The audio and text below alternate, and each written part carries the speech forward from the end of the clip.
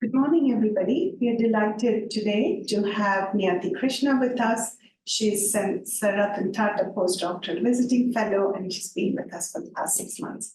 She has been doing this work with primary data in Punjab, in India, and she'll be presenting this as part of her postdoctoral research work with us. Over to you.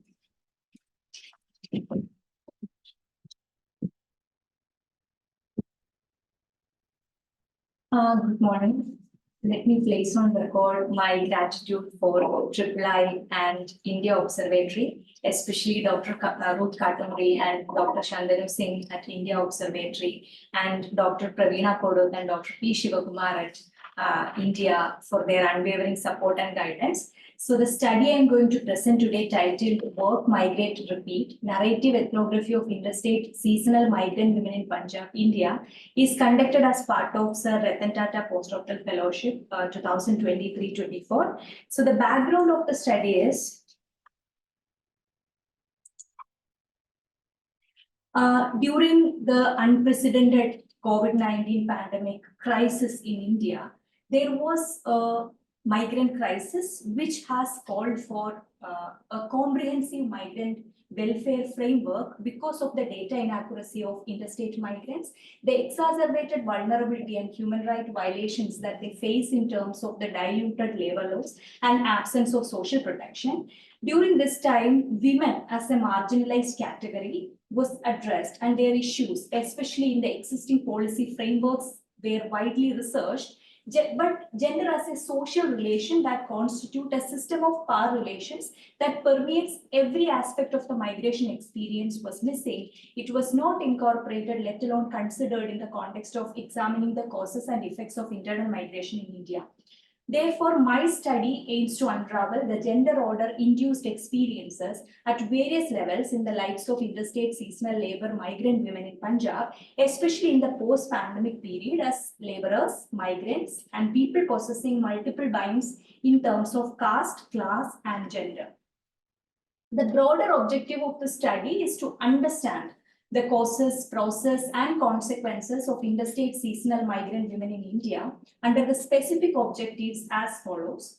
To understand how gender, labor, and migration intersect as push factors in the lives of interstate seasonal migrant women in their individual, relational, and citizen selves. To inquire how the multiple binds of gender, caste, and class are negotiated in the process of migration, and to review OSH Code, one of the 4 labor codes in India, and propose policy recommendations in the context of gendered seasonal migration. So basically, according to the latest census, 2011 census, about 37% of the total population consists of internal migrants. Internal migrants means both interstate and intrastate migrants. And current estimates suggest that this figure could be as high as 600 million, which is approximately half of India's population. Moreover, half of these internal migrants are categorized as labor migrants, with approximately 41.4 million being interstate labor migrants. Unlike international migration, it is very difficult to estimate, monitor, and evaluate internal migration, especially intrastate and intra-district migration. Short-term movements such as seasonal and circular migration present additional complexities in estimation because it keeps on changing. And of course, there are various push factors for internal migration in India, some of them being poverty, stagnancy in agriculture, limiting livelihood opportunities in rural areas, and environmental degradation, especially when it comes to seasonal and circular migration. In addition, rapid urbanization, the booming share of informal sector in the neoliberal India, and the emergence of the gig and platform economy have resulted in increased levels of rural to urban labor migration in the country, both intrastate and interstate, as well as long-term and circular, which is mostly seasonal in nature. But of course, internal migration has greater potential for poverty reduction, achieving social equity, and contributing to economic growth in developing countries than international migration. Now, coming to the caste, class, and gender aspects of migration, we can see that migration among men in recent years, especially in urban India, is mostly from the poorest class and from backward states of the country. Scheduled caste and scheduled tribe population are dominant when it comes to seasonal migration for livelihood and short-term migration in general, unlike their comparatively lesser share in an interstate migration of permanent nature and immigration. So Borhade et al. Points out that not only the migration rate of STs is higher than that of other social groups in both rural and urban migration, but also their share has tripled in urban migration in the past 2 decades as per the latest national sample survey. And also, most of the times when we look into the migration of the most marginalized, it doesn't reflect upward mobility. We can see the factor behind migration as a coping mechanism rather than capital accumulation. And many of them are largely illiterate, landless, and were dependent on subsistence farming back in their native place. There is an increased rate and pace of female migration between 1993 and 2008. In both rural and urban areas, and evidence from 20 states in India showed that 75% of upper caste women migrants were long-term and medium-term migrants, whereas the majority of the SC and ST women were engaged in circular migration. And of course, when it comes to women labor migrants, the data and our understanding of internal women migrants, especially labor migrants, are problematic at 3 levels. First, women are severely excluded from the sex disaggregated data of interstate labor migrants due to the oversight of associational migration. Due to the patriarchal culture in India, women after marriage, they follow their husbands to his place. So majority of women's migrations are counted as associational migration, even though many of these women migrate for labor. And even after marriage, they may go to the new place and engage in labor. Second, since more women are part of short-term labor migration and short-term migrations are poorly reflected in surveys, this further reduces the percent of women engaged in the labor market from the data. So there is only one reason for migration is asked in surveys, and most of the women tend to say associational migration or marriage as a reason, even though they are labor migrants as well. Third, women's migration is often studied by disaggregating the details by men and women based on a purely economic cost-benefit analysis, which is inadequate to provide a comprehensive picture of women's labor migration. And also women's contribution to the unpaid care economy. Unpaid care labor is also not counted when it comes to this economic cost-benefit analysis. So my study uses 2 theories. One is gender relations theory, and the second one is integrative approach to gendered migration to analyze the 4 dimensions of gender relations involved in the seasonal migration of women, such as power relations, production relations, emotional relations, and symbolic relations, encompassing the personal, relational, and citizen selves. So if we look into gender relations theory, gender both as an analytic category and a social process is relational. R.W. Connell in her gender relations theory signifies the dynamic relationship between the institutions of society in shaping gendered experiences across society and calls this gender order. So gender order can be defined as the structural inventory generating gendered experience at the level of an entire society. Whether you are a male or a female, we claim a place in the gender order or respond to the place we have been given by the way we conduct ourselves in everyday life. And this order as a whole reproduces itself and establishes gender regimes in all its institutions, which are maintained through a set of relations known as gender relations.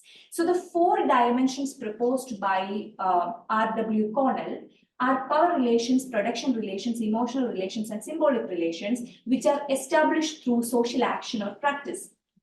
The history of gender includes the gender regimes of institutions and the gender order of societies. So I am looking into these 4 relations.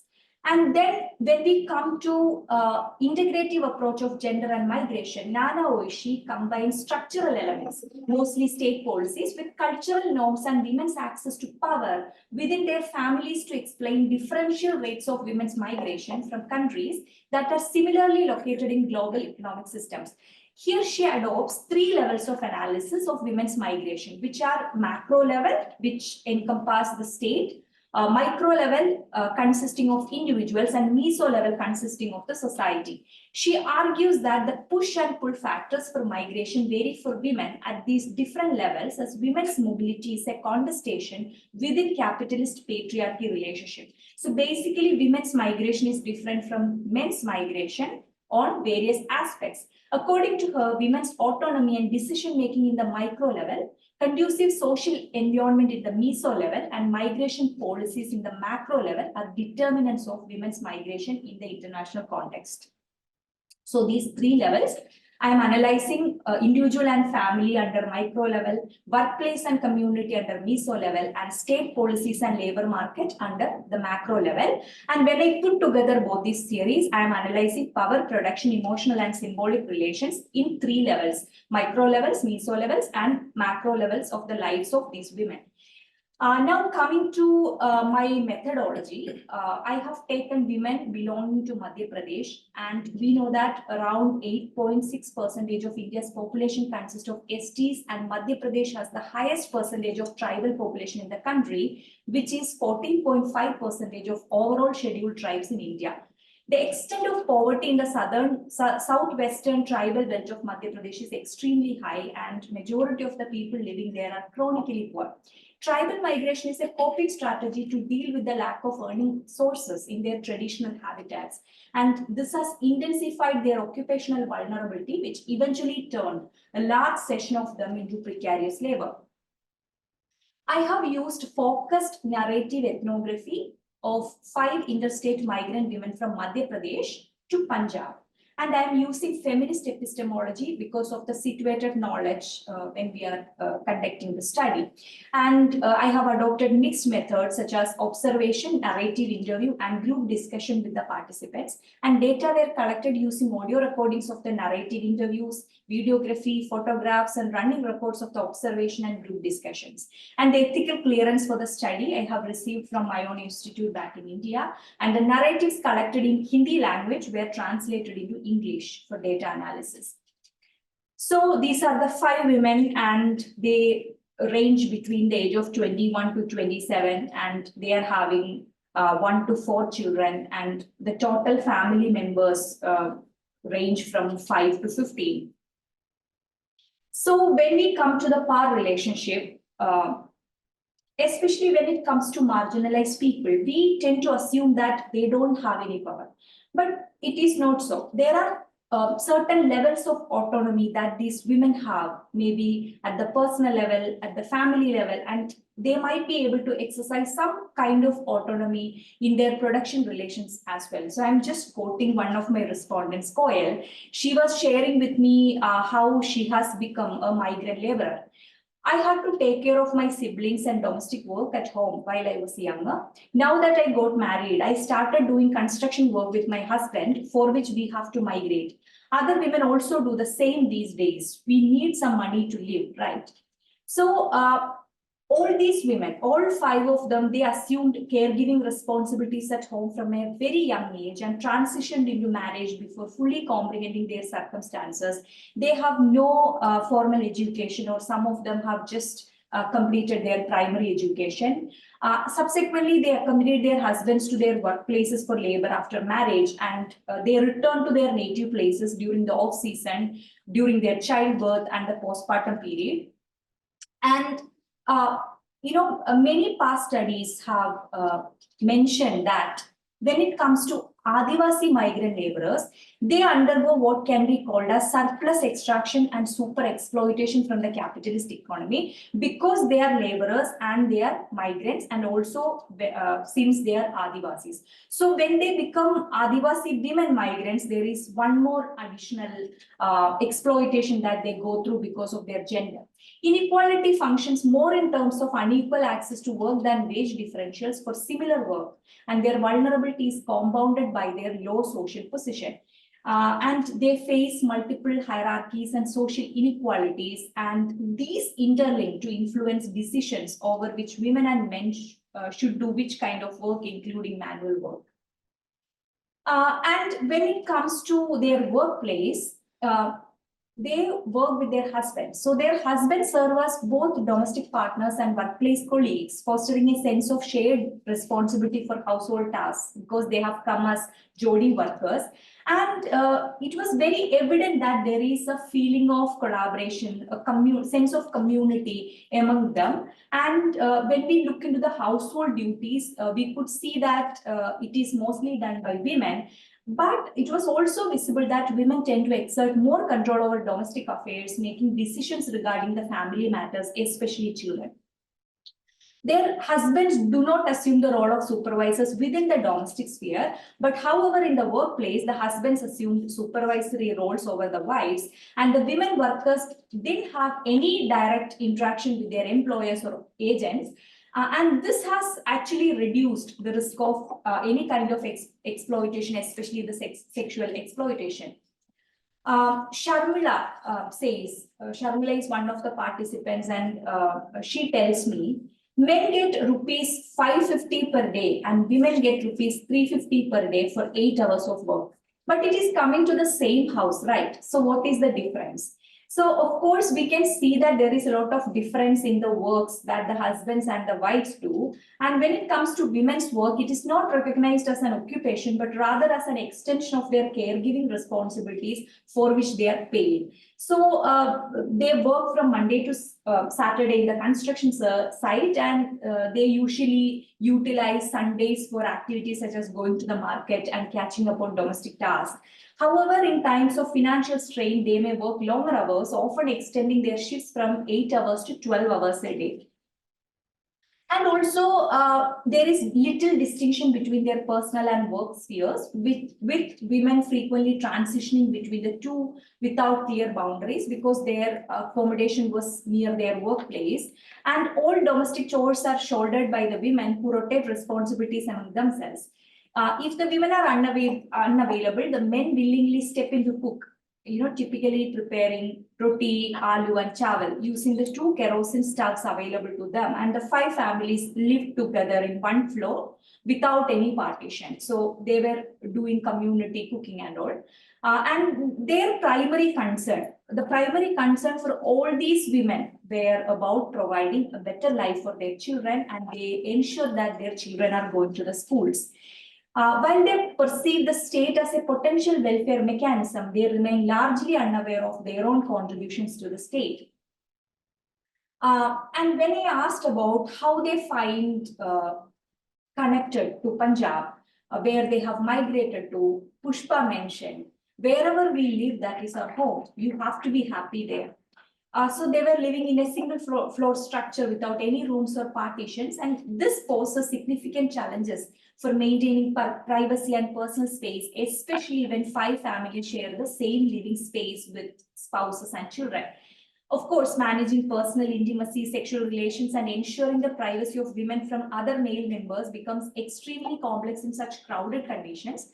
And of course, they live in this congested, impoverished households, and they are performing all the wifely duties and duties as laborers. And it was noticed that they have an increased agency and decision-making authority in their partnership, and their husbands, the relationship that they have with their partners, husbands, seem to be more of a friendly nature than of a strict authority. And in Punjab, of course, they face the us versus them from the native people, and of course, the native people identify them as migrants. And there are instances of racism and casteism. But what I could understand from their descriptions is that they used to face untouchability in their own village back in Madhya Pradesh, and comparatively, they find it comfortable and safe in Punjab as compared to their native place. So, all these kinds of things intersect to disadvantage migrants. Despite having spacious homes in their native villages, the participant women express a preference for staying in Punjab due to the availability of daily wages and guaranteed employment opportunities. And when I ask, they are saying that we are not able to earn in our native place, and here at least the work is guaranteed. So we are happy here, and we find living in an urban space rather than in the rural area in Madhya Pradesh better, especially in terms of mobility and for the education of children. They also cite easier access to essential services such as ration shops, primary health centers, and schools in Punjab compared to their rural homes. While they may not be necessarily missing their native places, they hold a fondness for them as well. Of course, it is their native place where they have their joint family. For these women, the only leisure and enjoyment they find is during visits to the ration shops and when they take breaks in the evening to sit in the lawn and chat. They lighten the burden of their heavy work through interactions, both verbal and non-verbal, and by providing mutual support to one another at the workplace. Renu points out, we married women must wear sari and cover our face with the pallu. We don't cook during menstruation. That is part of our custom, so we do that here too. And I have often seen that we use the term hum, which means we, rather than me, that is I, to refer to oneself. And this sense of identity, this sense of community feeling was visible whenever they were talking about anything. Instead of referring to their own life, they always talked about the lives of all of them together. For men, their identity is primarily associated with their role as laborers, defined by their actions. Conversely, for women, their identity revolves around their gender, primarily as wives and mothers, emphasizing their existence, which is their being. And it could be argued that being a laborer on a construction site positions women as lesser women, while being a domestic caregiver positions them as lesser laborers. This duality is not experienced by men. However, on a macro level, as migrants, both men and women are positioned as lesser citizens, with women often being even more invisible and marginalized than men. These social dynamics underscore how capitalism and patriarchy intersect, exploiting both women's paid and unpaid labor, while the state fails to ensure the welfare of these laborers. And with this, we come to the policy implications. So in the last 3 years, we have witnessed the amalgamation of 44 central labor laws into 4 labor codes, namely the Code on Wages 2019, the Industrial Relations Code 2020, the Code on Social Security 2020, and the Occupational Safety, Health and Working Conditions Code 2020, which is called the OSH Code. These amalgamation aimed at simplifying often contradictory definitions to improve coverage and facilitate ease of doing business.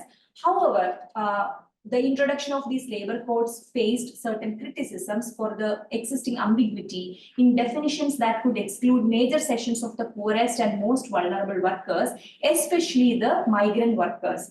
So the critics argue that the focus on high economic growth rather than distributional justice or comprehensive development across various indicators misses a right-based approach. Most notably, there is an absence of a gender integrative approach in these codes. So, in one way, this has resulted in exclusion of some of the beneficiaries. So the revised definition of beneficiaries lead to the exclusion of many workers, particularly the vast majority of informal women workers. And the OSH code is giving 2 classifications of workers, that is employees and workers. There is ambiguity in the definition of employees and workers, and OSH code is applicable only to establishments that employ 50 or more contract workers and to establishments that employ 10 or more interstate migrants, whereas these thresholds were 20 and 5 respectively in the Interstate Migrant Workmen Act 1979.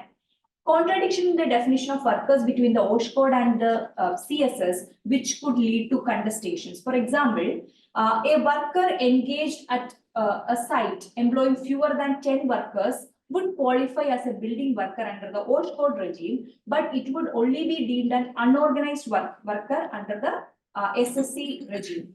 Workers earning more than 18,000 rupees are moved out of the definition, thus not liable for social protection under the OSH code. This might affect the Jodi workers because their wage can be calculated as a single unit and they can come out of these provisions. Second one is ease of doing business versus rights-based approach. Here, the labor contractor is solely responsible for minimum wages, not the principal employer. And also, the penalty for the employer for non-compliance to minimum wages is moved from a criminal offense to civil offense by diluting it. And this doesn't enforce the mandate of passbooks for the workers that previously provided evidence for their work and wage. And it also omits surprise inspection of labor inspectors. And there are certain loopholes that allow employers to present overtime work as compulsory normal work hours without providing extra payment. And the burden of proof in cases of mishaps or accidents due to lack of safety measures falls upon the victim and their dependents rather than the employer. So in all these ways, it lacks a rights-based approach in the formulation. So if we are coming up with a revision of these codes, there should be an integrative approach to migration as well. Employers, workers, and contractors are consistently addressed with masculine pronouns such as he, him, his, and outdated terms like manpower are still used in various contexts. And in the OSH code, there are 2 paragraphs specifically mentioning women workers, and these are located under the subsection special provisions relating to employment of women. And even within this particular session, there is no mention of sexual harassment in the workplace. This omission is also notable in the Code on Industrial Relations. So the Prevention of Sexual Harassment Act and some essential health stipulations related to creches under the Factories Act are removed from the labor codes. So to conclude, interstate seasonal migrant women from tribal communities face conjugated oppression from all sides in terms of their caste, class, and gender, and because of the fact that they are migrants. And they form one of the most marginalized and powerless citizens of the country. Actual data on these migrants, their experiences and conditions while undergoing the process of migration and labor, and the lived reality in terms of gender order and gender relations in the individual, family, and community and state level are important while shaping policies and welfare mechanisms. The existing laws and labor codes knowingly or unknowingly heavily exclude them from the welfare provisions. Thus, they are not only invisibilized in their family and labor market for their unpaid care work and menial wage labor respectively, but also as citizens of the country in its data sets and social policies. So whether we acknowledge it or not, they are the foundation on which the country's economic growth and development are built. Therefore, inclusion of female migrant laborers in welfare provisions, especially those belonging to the marginalized communities, from a gender integrative approach is essential. Thank you.